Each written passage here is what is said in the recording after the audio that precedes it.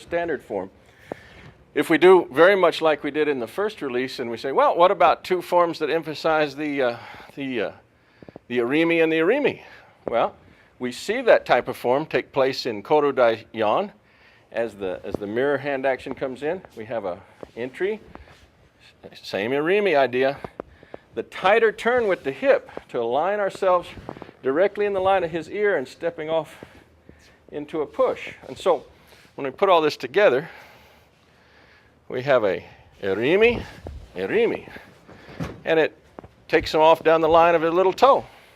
Almost identical to the form that we saw crosshand in one, but now we're doing it mirror hand. Two sharp, short, straight lines. What that requires is a tight turn in the hip.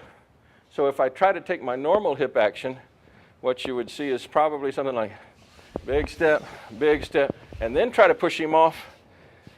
My timing will be blown. It'll be impossible to deliver energy to the outside of his little toe at the right moment. What this requires is the tight turning hip actions we talked about in the walk. So what's happening is tight turn at the hip with the back leg. Stepping off, tight turn at the hip with the back leg is what allows these two irimis to get wed together and to give you the timing function for touch, touch. Notice my elbow also collapsed here. I let this just accommodate the space condition between us. I did a shorter entry, and then I did a shorter turn, and I just sort of allowed the arm to go from this type of pushing structure to this type of pushing structure. That's perfectly fine too. It's another type of unbendable arm. Unbendable out here, comes down here. So again, another unbendable arm. So whichever one you throw with, doesn't really matter.